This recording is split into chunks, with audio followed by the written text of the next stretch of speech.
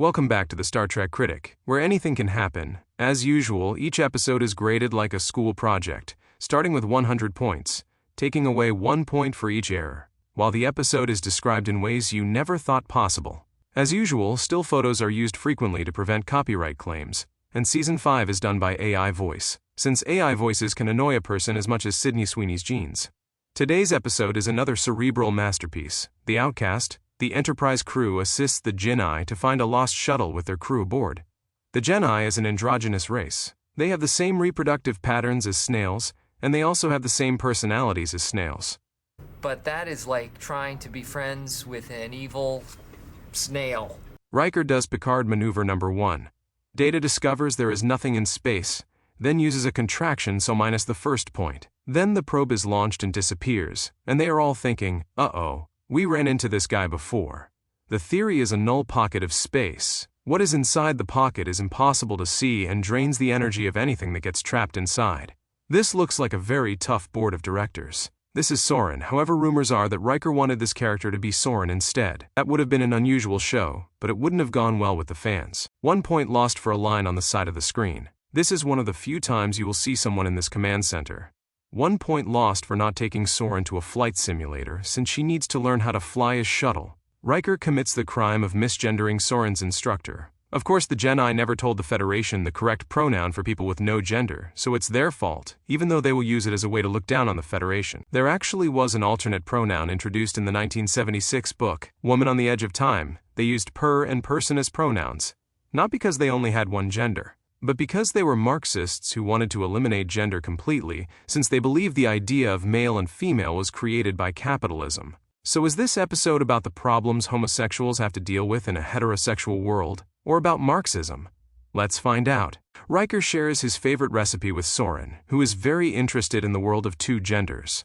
Look close. This is one of the few times you will see a napkin being used. Soren continues to ask questions about the birds and the bees, then asks Riker what men look for in a woman. She really needs to ask someone who isn't such a player. Riker expects a woman to laugh at his jokes. He's really not that funny. No wonder he is still single.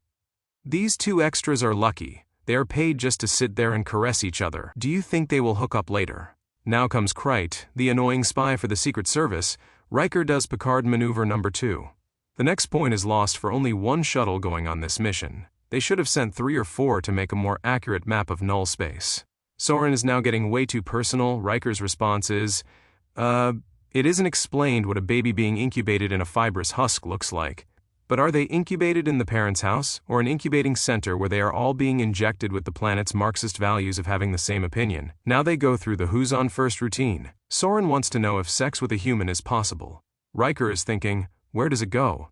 Soren then says they have advanced beyond the capitalist two-gender system, and are now at the no-gender Marxist utopia everyone dreams about. In reality, you should not talk about sex or politics while flying a spaceship. That's how they got into the accident. Back in Sickbay, Soren asks Dr. Crusher more questions about two genders. Then the big debate about hair and makeup begins. 400 years in the future, only women do their hair and makeup. Obviously, Beverly didn't live in the 2020s. The men will go back to looking macho to attract a woman, not a metrosexual soy boy like today. Soren wants to know if women are considered superior. Obviously, she didn't notice Beverly was missing from Season 2. Look at Beverly's eyes roll when she talks about the past when women were weak and inferior. But personally, I think gender roles were more prevalent in the past over strength and weakness. Maybe Beverly should have mentioned some of the women who broke those gender roles. Riker comes in. Beverly says she will be able to complete the mission. Soren says, no, that's my line. Then Riker walks out 1 foot behind Soren like the creepy old man that he is. It has been a while since there has been a poker game on the show. In Data's quarters are his Sherlock coat and the glass thing Jenna got him. This is the first mention of Federation Day. Is this foreshadowing Enterprise? And Deanna has too many wild cards. Worf calls it a woman's hand because women are weak and inferior. Beverly says, let me get this straight. Is she hinting at the whole plot of the episode? Worf tells it like it is. Of course, that also means he's not getting laid tonight. Worf also gets the heebie-jeebies around the Jedi. Not having a gender bothers him. It's as bad as the narrator using an AI voice. Anna accuses him of being a man.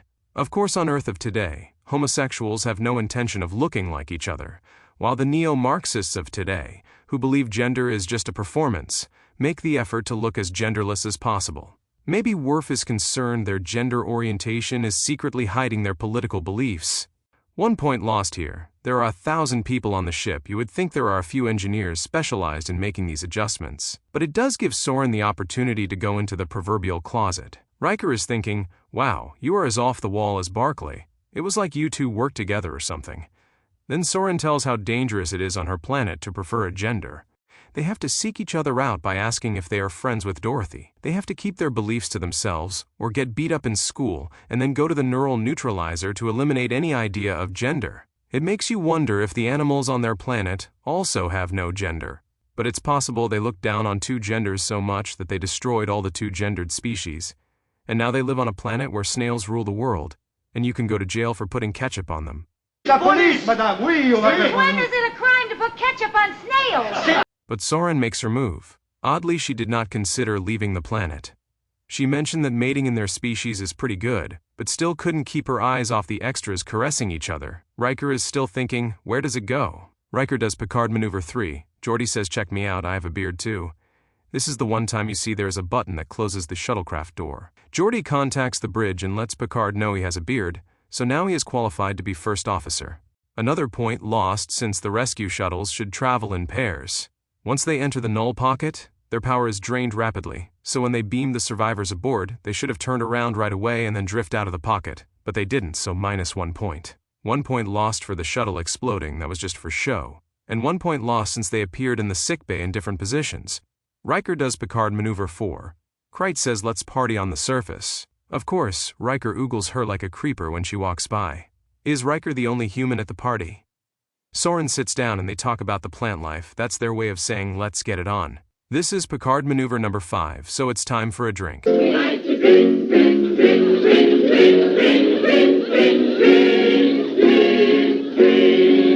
Of course this is a terrible idea, but Riker never thinks with his brain.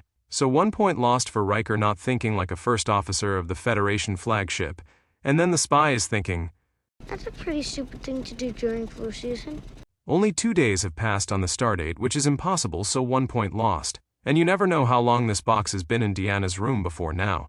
It's highly unlikely it arrived in the mail yesterday. Riker tells Deanna he met another woman. Deanna says you do that every week, why am I not surprised? Was this Soren's quarters? My instinct he was knocking. But Kreit left it unlocked just to tell Riker Soren is being dragged off to the Inquisition. Then Kreit will get all the credit for finding the survivors. 1 point lost for the door knowing Riker wanted it to open. Another point lost for security letting Riker into a closed hearing. Shout out to Riker for taking the blame, but he could be relieved for causing an interplanetary incident. But Soren decides to stand up for herself and gives a great speech about just wanting to be accepted for who she is. This episode was several years before Ellen's puppy show, so broke a lot of ground. And it is usually better for Star Trek to cover current topics in a more oblique way than head-on, which helps the episodes stand the test of time. But here, on this planet, the Marxist government believes in one way of thinking and only one gender. To have binary feelings is out of place in their ordered society. Of course, in our country, it would be impossible for Marxists to get elected into politics. Instead, they get jobs to influence people where they can't be fired, like school teachers and librarians, and everyone's kids are being taught their Marxist ideology that two genders is a capitalist construct, and they are doing it by exploiting prideful communities for their own agenda. They love exploiting marginalized communities for their own benefit. Soren's speech is over, and now she is going to be sent to the neural neutralizer. Riker offers asylum, but Nora is convinced this is for Soren's own good, and it looks like Soren has pretty much given up the fight.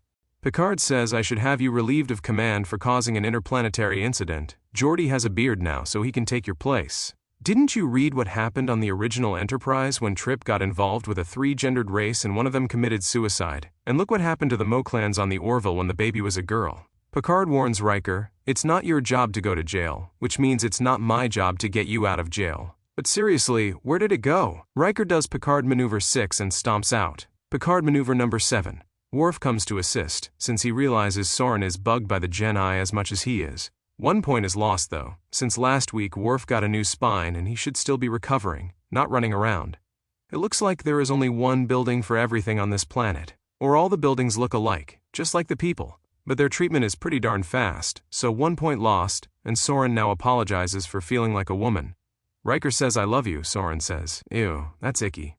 1 point lost of a single set of doors on the turbolift. Picard maneuver number 8. Picard asks Riker if his business is done, calling the first officer out in front of the senior staff for breaking the Prime Directive and possibly ruining relations with the planet for decades. Riker says his business is done. Picard says, "Then I will tell Geordi that you didn't end up in jail and he will have to shave that silly beard." And they fly off. Megan Cole was on Seinfeld and ER and will be back on Deep Space Nine. Callan White played Krite, was on the show Loving, as well as LA Law and JAG. Melinda Kulea was on the A-Team, as well as Brotherly Love, and The X-Files. So was The Outcast a show about homosexuality or about Marxism? When it aired, it was clearly about the issues that homosexuals deal with when it comes to being accepted in a heterosexual world.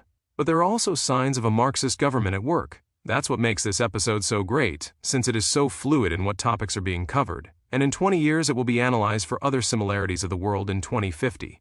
The Outcast gets a score of 84. Be sure to leave comments below. Click the like button, the share button, the subscribe button, and every day ask your kids what they learned in school, because you might be surprised.